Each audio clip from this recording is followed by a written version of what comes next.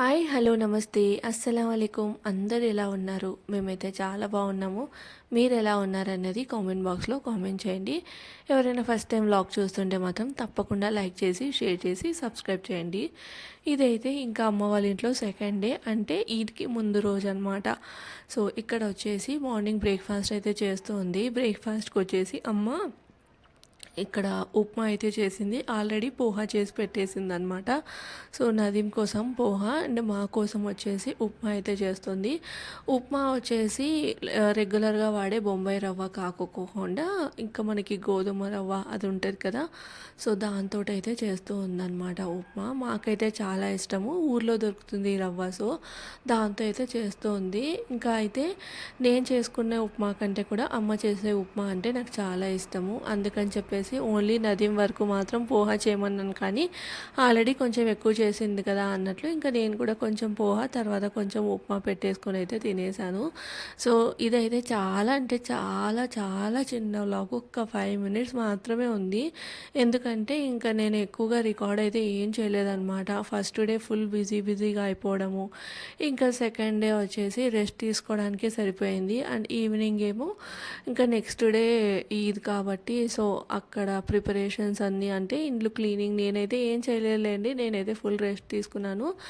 అమ్మ మొత్తం క్లీనింగ్ అదంతా చేసింది. అయితే మేము ఇంకా ఈవినింగ్ అయితే హలీం తినడానికి అయితే వెళ్ళాలని అయితే అనుకున్నాము. లాస్ట్ డే కదా, మళ్ళీ అయితే దొరకదు. అండ్ ఈవెన్ పండుగ రోజు కూడా మనకి హలీం అయితే దొరకదు అనమాట. ఒక రోజు ముందే పిస్తా హౌస్లో, అది కూడా సో పిస్తా హౌస్లోనే తినాలని అయితే అనుకున్నాం అనమాట. అందుకని చెప్పేసి ఇంకా హలీం తినడానికి వెళ్ళాలి అన్నట్లు అయితే అనుకున్నాం అనమాట. ఇంకా సో పెద్దగా రికార్డ్ చేయడానికి కూడా ఏం లేదు. ఇంకా మార్నింగ్ వచ్చేసి ఇట్లా బ్రేక్ఫాస్ట్ ఉప్మా చేస్తూ ఉంటే ఉప్మా వరకు మాత్రమే రికార్డ్ చేసుకున్నాను. ఇంకా దాని తర్వాత నుంచి ఏది రికార్డ్ చేయలేదు. నేను వెళ్ళి పడుకుని పోయాను. ఇంకా లేచేసరికి అమ్మ అయితే వంట కూడా చేసేసింది అనమాట. ఆ రోజు లంచ్లోకి వచ్చేసి అన్నీ నాకు ఇష్టమైనటివే చేసింది. లైక్ పప్పు, ఇంకా తర్వాత తాలింపు, అలానే మామిడికాయ చట్నీ. ఇప్పుడు ఎండాకాలం కదా, సో మామిడికాయలు, పచ్చి మామిడికాయలు ఎక్కువగా వస్తాయి. మామిడికాయలు ముక్కలు కోసి చట్నీ అయితే చేస్తుంది అనమాట. కొబ్బరి అదంతా వేసి చట్నీ చేస్తుంది. బట్ ఈసారి మాత్రం లైక్ కొబ్బరి వేయకుండా చేసిందంట. అంటే అది స్టోరేజ్ ఉండేలాగా అయితే చేసిందంట నేను తీసుకెళ్ళడానికి. ఇంకా నేను తీసుకెళ్తే ఏంటంటే కొబ్బరి మిక్సీకి వేసేసుకొని ఈ పచ్చడి అందులో వేసుకొని ఒక్కసారి అలా తిప్పేస్తే సరిపోతుంది అని చెప్పేసి అట్లా చేసిందంట. సో ఇంకా ఆ పచ్చడి అలానే మిక్చర్ చేసింది. ఇంకా శనగపప్పు మనం అట్లా మిక్చర్లోకి వేసుకుంటాం చూడండి, అలాంటివి చేసింది. అలానే పల్లీలు వేయించింది, గులాబ్ జామున్, ఇంకా పండగ కాబట్టి గులాబ్ జామున్, అలానే అరిసెలు, పాకం ఉంటుంది కదా అరిసెల పిండి, సో అరిసెల పిండి కూడా చేసి పెట్టింది. సో ఇన్నైతే చేసిందనమాట. ఇంకా గాజర్ హల్వా, క్యారెట్ హల్వా కూడా చేసింది. సో ఇంకా వెళ్ళేటప్పుడు తీసుకెళ్తారు కదా అని చెప్పేసి సో నేను అది కూడా వీడియో అయితే రికార్డ్ చేస్తాను. ఆల్రెడీ అన్నీ తెచ్చుకున్నాను. నిప్పట్లు ఇవన్నీ చేసింది అనమాట, సన్నకారాలు ఇవన్నీ చేసింది. సో ఇక్కడైతే నేను ఇంకా బ్రేక్ఫాస్ట్ తిన్నాను. ఇదైతే లంచ్ టైము. లంచ్లోకి ఇంకా నదీం కోసం అయితే చపాతీ చేశాను. బెండకాయ ఉంది కదా, అలానే మటన్ కర్రీ కూడా చేశారనమాట. కానీ నాకు మటన్ అదంతా ఏం తినాలనిపించక నేనైతే సింపుల్గా అన్నము, తర్వాత ఇంకా పప్పు, అలానే బెండకాయ ఫ్రై చూస్తున్నారు కదా, బెండకాయ చట్నీ, మిక్చరు, అలానే ఆనియన్స్ పెట్టేసుకొని తిన్నాను అనమాట.